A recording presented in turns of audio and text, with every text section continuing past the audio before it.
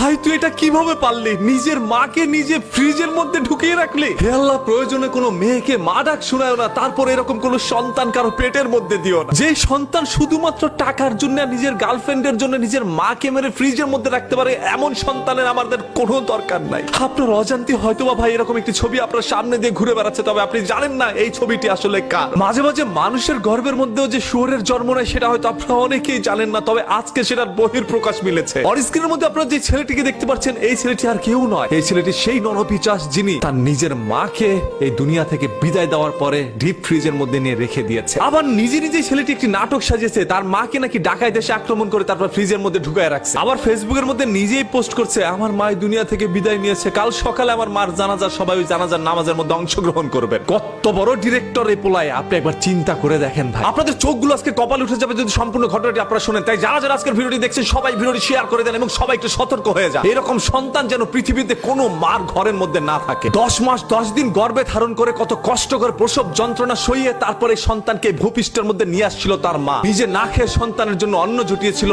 এই মা। আজকে সেই মাকে নিজেই দুনিয়া থেকে বিদায় করে দিয়েছেন, আবার ডিপ ফ্রিজের মধ্যে কিছুদিন রেখে দিয়েছেন। নাউজুবিল্লাহ, আল্লাহ এরকম কোন ঘটনা আমাদের আর কাউকে কোনোদিন শোনায়ও না। যারা আজকে এরকম একটি ঘটনা শুনছেন তারা হয়তোবা আকাশ থেকে নিচে পড়ছেন। আজকে পুরো সোশ্যাল মিডিয়ায় বিষয়টাকে নিয়ে একরকম ঝড় তুলে দিয়েছে। সবার মুখে মুখে একটি কথা, সবার পোস্টের মধ্যে একটি জিনিসই লিখছে, আল্লাহ এরকম কোন সন্তান কোন মার পেটের মধ্যে দিও না, কোন মা যেন 10 মাস 10 দিন এরকম কোন সন্তান পেটের মধ্যে না ধরে, যে সন্তান পৃথিবীর ইতিহাস পাল্টে দিতে পারে। মাকে দুনিয়া থেকে বিদায় করার পরে ডিপ ফ্রিজের মধ্যে রাখার পিছনে রয়েছিল ছোট্ট একটি ঘটনা। সন্তানকে তার মা পকেট খরচ দিচ্ছিল না এবং তার গার্লফ্রেন্ডকে পরিবার মেনে নিচ্ছিল না, মানে ওই মেয়ের সাথে তাকে বিয়ে দিবে না, এই জন্য তার মাকে দুনিয়া থেকে বিদায় করে দিয়েছে। বাহ, এরকম কোন ঘটনা ভাই আমি আমার জীবনে কোনোদিন শুনি না। আজকে এটা শোনার পর যেন আমারই মনে হচ্ছে বুক ফেটে চিৎকার করি। তবে অনেক কণ্ঠস্বরই আজকে বারবার আটকে যাচ্ছে, কারণ কথাগুলো ভাই বলতে পারছি না। আপনি যদি একজন মানুষ হয়ে থাকেন তাহলে আজকের এই ঘটনাটি আপনাকে বারবার কাঁদাবে। মার বিদায় হলো, জানাজার নামাজ হলো, ততক্ষণ পর্যন্ত কেউ জানতো না যে তার মাকে দুনিয়া থেকে কে বিদায় করেছে। যেহেতু পুলিশ, র্যাব বা আইন শৃঙ্খলা বাহিনীর কাছে গিয়ে সেই ছেলেটি এরকম একটি তথ্য জানালো, তার বাসার মধ্যে ডাকাতের আক্রমণ হয়েছিল, যার কারণে তার মা দুনিয়া থেকে বিদায় নেয় এবং ওই ছেলেটি নিজেই তার ঘরে থাকা সকল জিনিসপত্রগুলো ভাঙচুর করে এবং আলমারি ফ্রিজের মধ্যে একরকম কুড়াল দিয়ে আঘাত করে, যেন আইন শৃঙ্খলা বাহিনী তার ঘরের মধ্যে তদন্ত করতে ঢুকলেই বুঝতে পারে ওই ঘরের মধ্যে ডাকাত আসছিল। তবে এলাকাবাসী কেউ দেখলো না দিনে দুপুরে তার ঘরের মধ্যে ডাকাত চলে আসলো। তার মাকে দাফন করার পরে পুলিশ জিজ্ঞাসাবাদের জন্য ছেলেটিকে